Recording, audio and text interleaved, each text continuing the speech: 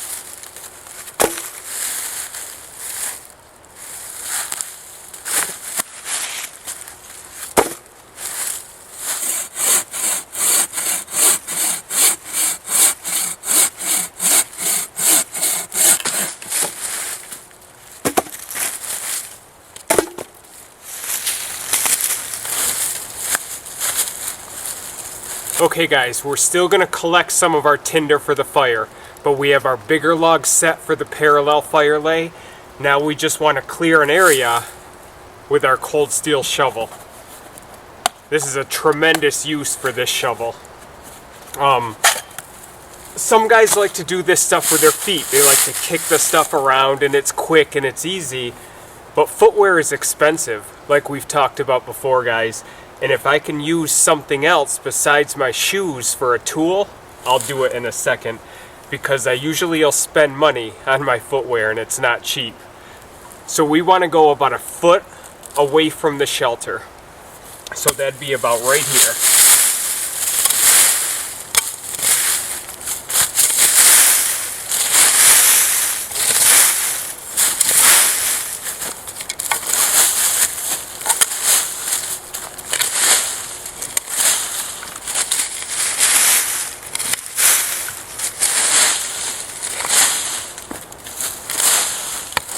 We want to give ourselves enough room, give ourselves lots of area here for our fire.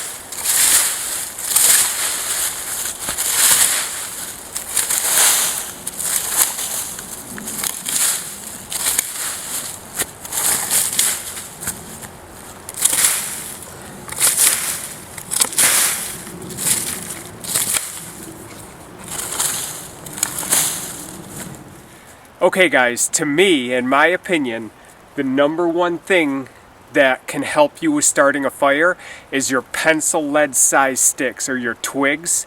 Those are going to be number one in getting your fire going.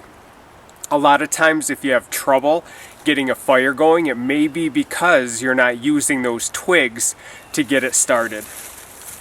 We have a downed branch over here and it has lots of twigs on it. And as you can see, it's very dry because it's snapping. And what I do when I'm collecting this is I'll take my shemagh, lay it out, and just start throwing them on. I'm going to find the thinnest ones I can and throw them on. So all my twig or pencil lead size sticks are going to go in here. And they all snap.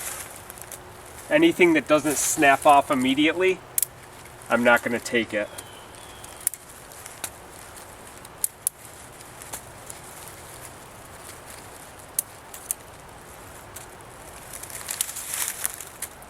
Then the next thing I want to collect in the progression after I grab a bunch of pencil lead size sticks is I want to grab pencil sized. So there's pencil lead, there's pencil, and then anything bigger is going to be thumb size, wrist size, more for fuel. And I'm going to keep these in piles, different piles, and then when I get back over to start the fire, I'm going to separate them out. So everything I need is right here, guys. This downed tree branch, it looks like. But everything's dry. Everything's popping right off like that. I'm going to continue to collect this stuff, and we'll be with you in a second here. Okay guys, what we want to do now, we've collected our smaller stuff and we got a piece of wood here that I want to process down. Now this is going to be too big for this Spyderco Bushcraft. As you might be able to see, the Spyderco only has a little bit of the end sticking out if I start here. And that's not going to help us. This is a hard piece of wood when we get down further. So all we're going to do is take this little piece right here, which it can handle.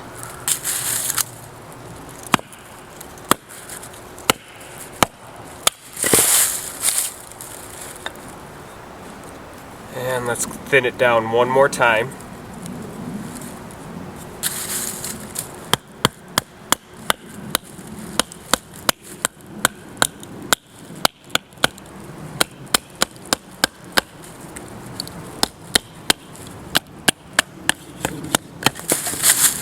Okay. We now have this here, guys. We just batoned down a piece of the wood that the Spyderco could handle, and now all we're going to do is sharpen this bottom part, flatten it out here.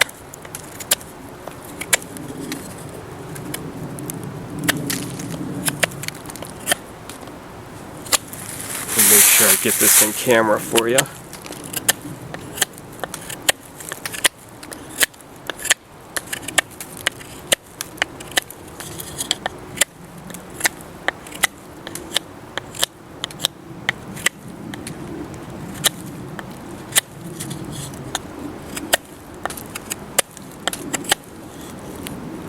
We want this as thin as it can be. I'm going to show you a little trick. One of my favorite tricks to splitting some wood here that's going to be bigger than your knife. Okay, let's try that out. I'm going to zoom in and make sure you can see that okay.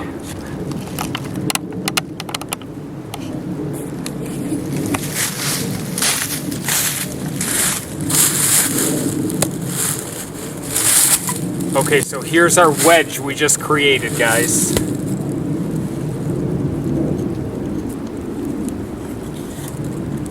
Let's see if that's... Nope, we want to thin it up a little more.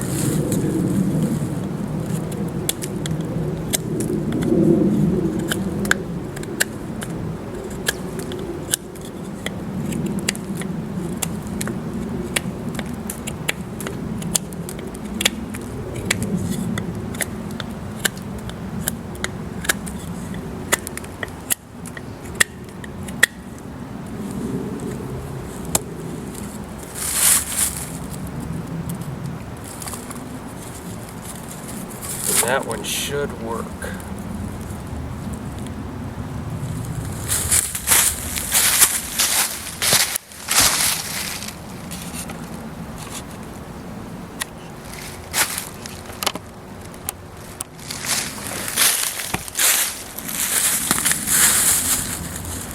Okay. Take our wedge here, put it right in the top. If it's not thin enough, we'll thin it down some more.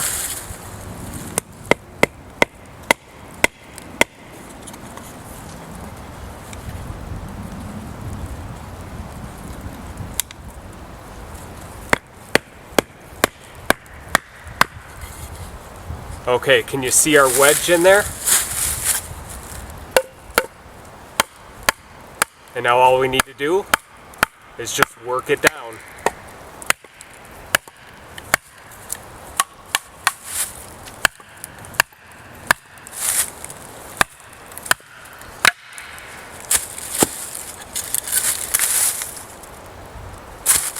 There we go, guys.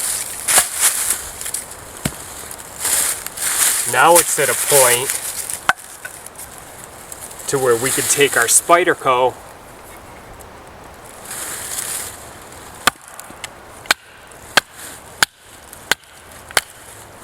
and process it down.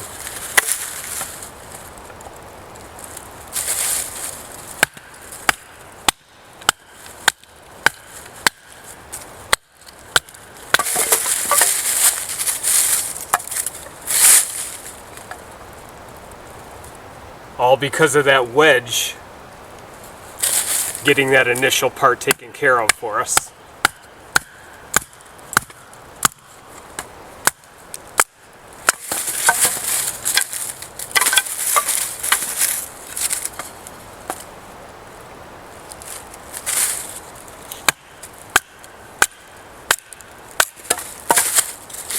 One of the things you always want to try to do, guys, is to baton on a platform. You don't really want to baton right into the ground if you can help it. Leverage is better, holds the wood better for you.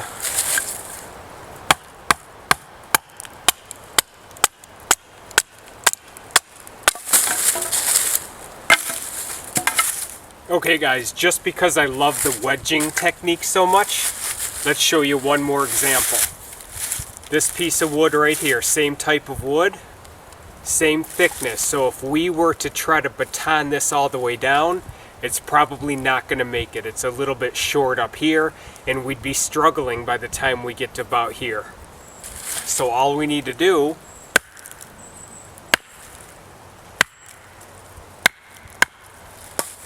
get it started at the top.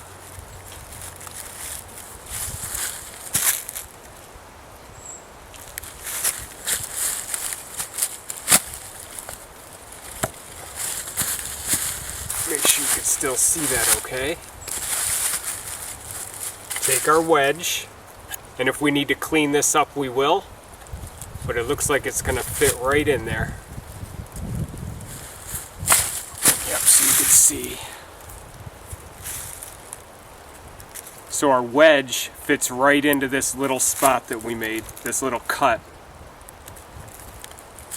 Then we simply take our baton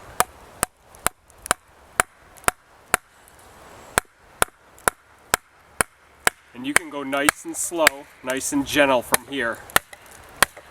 There's no hurry and there's no extra force because this thing is going to split for you. See that? It's already starting to split it. So I just take my time.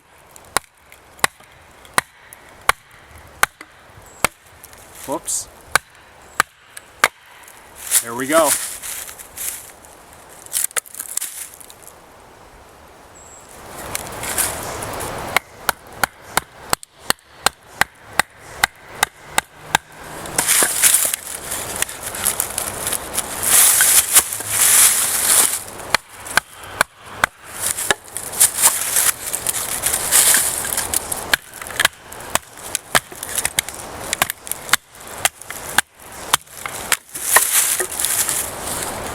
So wedges, guys. Okay guys, what we're gonna do now is just make some feather sticks to assist us with our fire starting. You want to be nice and gentle with the Scandinavian grind. We've talked about that before, guys. Scandinavian grind is going to want to bite right into the wood, whereas with feather sticks you want to be nice and soft.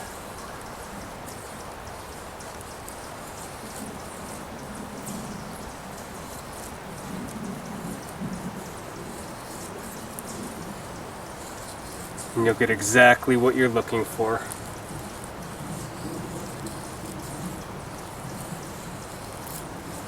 I can give you the exact specs in a second, guys. I have them written down. But the Spyderco Bushcraft here, the blade length is about 4 inches with a cutting edge of about 3.9. There's a little part at the very bottom of the blade that's not included. So 3.9 inch cutting edge. Has a very sharp spine, which I'm going to show you here in a second when we get our fire going. 01 tool steel, so it's my first step up from 1095 high carbon. G10 handles, And these G10 handles are very, very comfortable. I've used this knife in many different grips, and it's been very comfortable. It hasn't been slick. Some guys were saying that the handles seem like they'd be very slick. I haven't had a problem with them at all. The weight is the one thing that you may notice. It's 7.8 ounces is how much this knife is listed as. And you'll know it. When you hold it, it feels heavy in the hand. But, as I had mentioned before, I am very comfortable with and feel very secure with a heavy blade in my hand.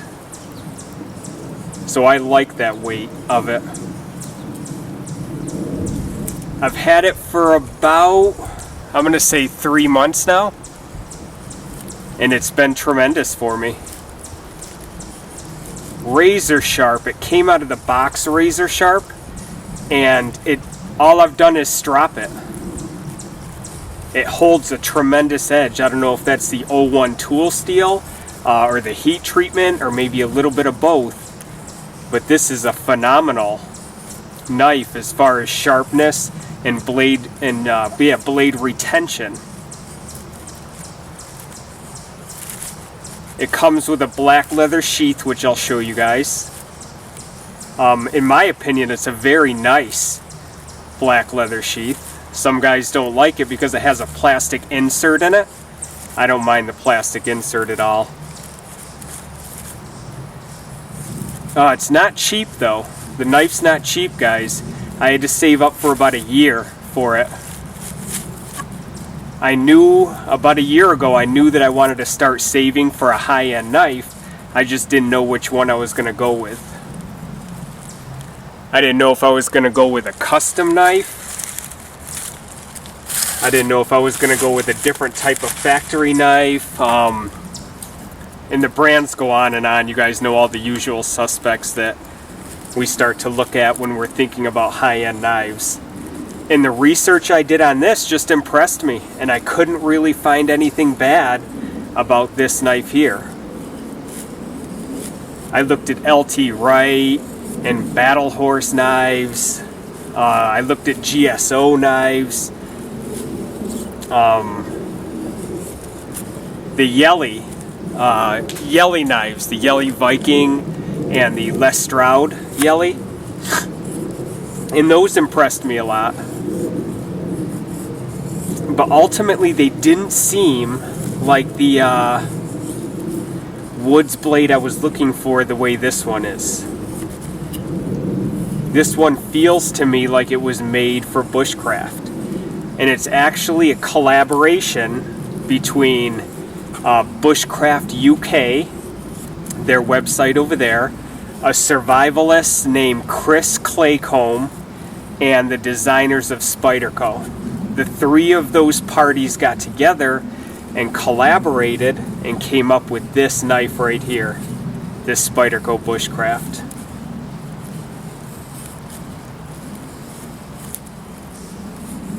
I have had a lot of fun using this knife, and I would highly recommend it. But as I said, it took me a year to save for, and it wasn't easy. I'm a very common man, so I had to put money away for, at that time, for a knife, a higher end knife.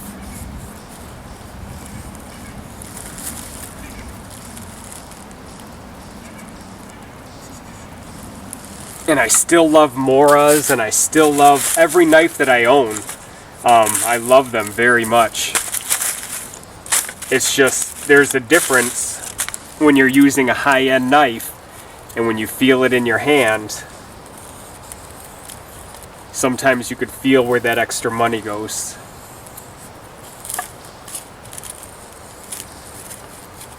I know one thing that guys don't like about this knife is that for the price point, they don't like that it's made in Taiwan. And unfortunately, I don't control that. I have no say and no power over it. I just know that Spyderco, which is a very good brand of knives, has a factory over there that does produce a lot of their higher end stuff. So sometimes you just got to trust the process.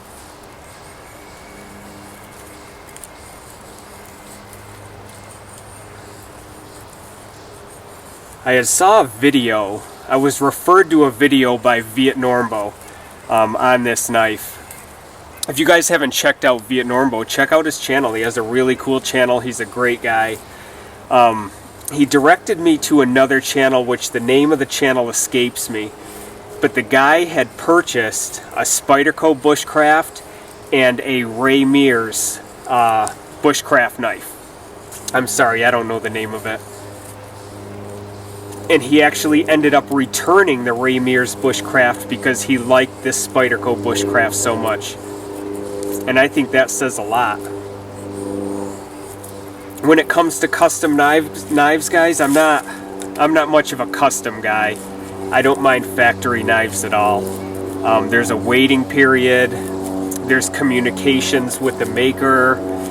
This was ready to go. As soon as I ordered it, it shipped out within 2 days, and it was to my door that same week. And I haven't seen anything that those knives do that this one does not do yet since I've owned it.